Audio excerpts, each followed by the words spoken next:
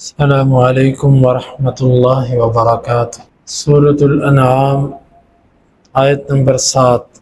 اعوذ باللہ السمیع العلیم من الشیطان الرجیم من ہمزہ ونفخہ ونفثہ وَلَوْ نَزَّلْنَا عَلَيْكَ كِتَابًا فِي قِرْطَاسٍ، اور اگر آپ پر ہم یہ کتاب کسی کاغذ میں اتار دیتے، فَلَمَسُوهُ بِأَيْدِيهِمْ، یہ اس کو اپنے ہاتھوں سے چھو بھی لیتے، لَقَالَ الَّذِينَ كَفَرُوا إِنْ هَذَا إِلَّا سِحْرٌ مُبِينٌ، البتہ کافر لوگ کہتے یہ تو واضح جادو ہے۔ وَقَالُوا لَوْلَا أُنزِلَ عَلَيْهِ مَلَكٌ، اور انہوں نے کہا اس پر کوئی فرشتہ کیوں نہیں اتارا گیا۔ وَلَوْ أَنزَلْنَا مَلَكًا لَقُضِيَ الْأَمْرُ، اور اگر ہم کوئی فرشتہ اتار دیتے تو کام تمام کر دیا جاتا۔ ثُمَّ لَا يُنظَرُونَ، پھر وہ مہلت نہ دیے جاتے۔ وَلَوْ جَعَلْنَاهُ مَلَكًا لَجَعَلْنَاهُ رَجُلًا، اور اگر ہم اس نبی کو ہم فرشتہ بناتے تو کر دیتے اس کو آدمی کی صورت میں۔ وَلَلَبَسْنَا عَلَيْهِمْ مَا يَلْبِسُونَ، اور ان پر ہم وہی چیزیں مشتبہ کر دیتے، خلط ملط کر دیتے جس میں وہ واقع تھے۔ وَلَقَدِ اسْتُهْزِئَ بِرُسُلٍ مِّن قَبْلِكَ، اور یقیناً آپ سے پہلے رسولوں کے ساتھ مذاق کیا گیا۔ فَحَاقَ بِالَّذِينَ سَخِرُوا مِنْهُمْ مَا كَانُوا بِهِ يَسْتَهْزِئُونَ، گھیر لیا ان لوگوں کو مذاق نے جو وہ کیا کرتے تھے۔ پہلے والی آیت مبارکہ میں اللہ رب العالمین نے فرمایا کہ اگر ہم آپ پر کتاب اس صورت میں اتاریں کہ وہ ایک کاغذ پر لکھی ہو اور ان کے سامنے آسمان سے اترے، کیونکہ ابھی تو کہتے ہیں نا کہ اس کو کسی بندے نے سکھایا، اپنی طرف سے بنا لاتا ہے، اللہ نے نہیں اتارا۔ ان کے سامنے آسمان کھلے، وہاں سے کاغذ پر لکھی ہوئی ایک کتاب نیچے آنا شروع ہو، حتیٰ کہ یہ اس کو ہاتھ لگا کے دیکھ لے، کیونکہ بعض دفعہ انسان کو خیال ہوتا ہے کہ ایسے ہو رہا ہے، حقیقت میں وہ ایسے نہیں ہوتا۔ تو یہ سب دیکھنے کے باوجود بھی یہ پتہ کیا کہیں گے؟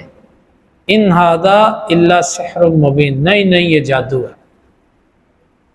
یعنی اللہ تعالیٰ اپنے نبی صلی اللہ علیہ وسلم کو اس آیت میں تسلی دینا چاہتا ہے کہ یہ لوگ دلائل کی وجہ سے آپ کا انکار نہیں کر رہے، یعنی ان کے انکار کرنے کی وجہ یہ نہیں ہے کہ دلائل کم ہے، بلکہ ان کے انکار کرنے کی جو اصل وجہ ہے وہ ان کا تعصب اور ان کی ہٹ درمی ہے۔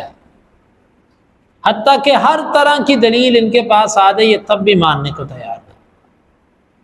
کئی لوگ ایسے ہوتے ہیں، وہ کہتے ہیں ہمیں ایسی دلیل دو، ایسی دو، ایسی، جب ساری منہ مانگی دلیلیں ان کو مل جائیں پھر اس کے باوجود وہ کہتے ہیں نہیں ہم نہیں مانتے۔ ان کا دوسرا اعتراض کہ اگر یہ بشر نبی ہے تو نبی کوئی فرشتہ ہوتا، بشر نبی کیسے ہو گیا؟ اللہ تعالیٰ فرماتا ہے اگر ہم نے کوئی فرشتہ نبی بھیجنا ہوتا نا، فرشتہ ہم اتارتے تو کام تمام ہو چکا ہوتا۔ مطلب ہم فرشتے اس وقت اتارتے ہیں جب ہم عذاب بھیجتے ہیں، یا دوسرا معنی اس کا کہ فرشتہ اس کا مطالبہ کرنا ان کا منہ مانگا تھا، اور جب ہم کسی قوم کو منہ مانگا معجزہ دیتے ہیں تو اس کے بعد ہم اس کو پھر رخصت نہیں دیتے، پھر عذاب آتا ہے نہ ماننے پر۔ یعنی اس میں یہ کہا جا رہا ہے کہ بشر کے رسول ہونے میں تمہارے لیے نرمی ہے کہ انکار بھی کر رہے ہو پھر بھی بچے ہوئے ہو۔ اگر فرشتہ ہوتا انکار کرتے تو اب تک کام ختم ہو گیا۔ پھر دوسری وجہ یہ بیان کی کہ فرشتہ کیوں نہیں بھیجا۔ فرشتہ اس لیے نہیں بھیجا وَلَوْ جَعَلْنَاهُ مَلَكًا لَجَعَلْنَاهُ رَجُلًا، اگر ہم کسی فرشتے کو نبی بنا کر بھیجتے تو اس کو بھی ظاہری صورت بندے والی دیتے۔ سبحان اللہ۔ کیوں؟ کیونکہ ہم جنس ایک دوسرے سے سیکھتے ہیں، انسان انسان سے سیکھتا ہے، حیوان حیوان سے سیکھتا ہے۔ جنس بدل جائے تو ایک دوسرے سے انسان انس نہیں پیدا ہوتا۔ تو یہ اللہ کی ایک رحمت تھی کہ تم صحیح طور پر سیکھ سکتے، اللہ نے بشر ہی بھیجا جو تمہارا ہم جنس ہے، تمہارے جیسا ہے، تم اس سے صحیح طریقے سے سیکھ سکو، بات کر سکو، سب جان سکو۔ اگر اللہ تعالیٰ فرشتہ بھیج دیتا تو یہ پتہ کیا کہتے لو بشر کے لیے بھلا فرشتہ رسول ہوتا ہے جو نہ کھائے نہ پیے نہ سوئے نہ تھکے نہ بیمار ہو، نہ اس کو حاجت آئے کوئی، نہ اس کو کوئی بھوک لگے، یہ ہمارے لیے اسوہ کیسے ہو سکتا ہے؟ یہ نمونہ کیسے ہو سکتا ہے ہمارے لیے؟ ہمارے لیے نمونہ تو وہ بندہ ہو نا جس کے ساتھ ہمارے جیسی حاجات ہوں، اور پھر وہ عبادت کر کے دکھائے، پھر مانیں گے اس کو۔ یہ اللہ کی اس میں ایک حکمت تھی۔ اللہ تعالیٰ نے فرمایا کہ اگر ہم نور بھیج بھی دیتے نا تو اس کو بشری بنا کر بھیجتے، تو اس کا مطلب ہے جو نور کا عقیدہ رکھتے ہیں انہوں نے اس آیت پر کبھی غور ہی نہیں کیا۔ اللہ کہتا ہے اگر میں فرشتے کو بھی نبی بناتا تو اس کو بھی ظاہری طور پر بشر بناتا۔ یہاں پر ایک قاعدہ یہ بتایا جا رہا ہے کہ اللہ جس جنس کے اندر نبی بھیجتا ہے اس جنس کا بھیجتا ہے۔ اللہ نے انسانوں کے اندر انسان نبی بھیجا تاکہ وہ جانے کہ ہمیں بھی بھوک لگتی ہے، اس کو بھی لگتی ہے، پھر یہ صبر کرتا ہے، ہمیں بھی خواہش پیدا ہوتی ہے، اسے بھی ہوتی ہے، پھر یہ صبر کرتا ہے۔ اگر اسے خواہش ہی نہ ہو، بھوک ہی نہ ہو، پیاس ہی نہ ہو تو وہ لوگوں کے لیے نمونہ کیسے بنے گا؟ اور دوسرا کہ فرشتہ اس لیے نہیں بنایا، فرشتہ اگر رسول بھیجتے بھی نا تو اس کو ظاہری صورت بندوں کی دیتے، کیونکہ فرشتے کو تم دنیا میں دیکھ ہی نہیں سکتے، گویا کہ تم بشر و بشر کو دیکھو گے۔ یہی بات ہے نا کہ اللہ کے نبی صلی اللہ علیہ وسلم سے جب عائشہ رضی اللہ عنہ نے پوچھا تھا کہ حل رأیت ربک، کہ آپ نے اپنے رب کو دیکھا، تو آپ نے کیا جواب دیا تھا؟ آپ نے فرمایا تھا ہوا نور ان اراہ، وہ نور ہے میں اس کو کیسے دیکھ سکتا ہوں؟ گویا کہ ہم نور کو دیکھ نہیں سکتے۔ اللہ نے ان آنکھوں کے اندر طاقت نہیں رکھی دنیا میں، ہاں آخرت کے اندر اللہ آنکھوں میں یہ طاقت پیدا کر دے گا۔ فَكَشَفْنَا عَنْكَ غِطَاءَكَ فَبَصَرُكَ الْيَوْمَ حَدِيدٌ، اس دن نظر تیز ہو جائے گی، اس سے پہلے نظر تیز نہیں ہے۔ اور آگے فرمایا کہ اگر ہم فرشتہ نبی بنا کر بھیجتے وَلَلَبَسْنَا عَلَيْهِمْ مَا يَلْبِسُونَ، اس فرشتے کے بارے میں بھی ان کو وہی شبہ آ جاتے جو شبہ ان کو بشر کے بارے میں آئے۔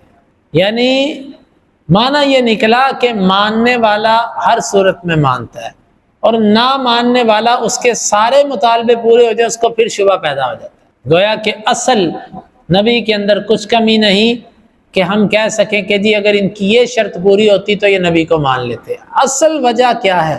اصل وجہ یہ کہ یہ ظالم خود ماننے والے نہیں۔ پھر آگے اللہ تعالیٰ نے فرمایا کہ نبی صلی اللہ علیہ وسلم کو تسلی دی کہ آپ کے ساتھ یہ مذاق کرتے ہیں تو آپ سے پہلے جو رسول تھے ان کے ساتھ بھی مذاق کیا گیا۔ یہ میرے اور آپ کے لیے اس آیت میں ایک سبق ہے۔ دین کی وجہ سے اگر آپ کو باتیں کی جاتی ہیں، آپ کے ساتھ مذاق کیا جاتا ہے، آپ کا استخفاف کیا جاتا ہے، تو آپ سے جو پہلے نبی گزرے ان کے ساتھ بھی ایسا ہوتا رہا۔ ہم کیا ہیں؟ نبیوں کے ساتھ بھی ایسے ہوتا رہا تو ہم کیا؟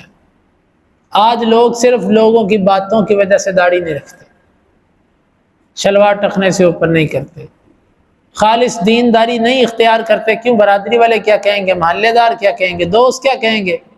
فَحَاقَ بِالَّذِينَ سَخِرُوا مِنْهُمْ، جنہوں نے ان میں سے مذاق کیا تھا ان کو آن پکڑا، کس نے؟ مَا كَانُوا بِهِ يَسْتَهْزِئُونَ، اسی مذاق نے جو وہ کیا کرتے تھے۔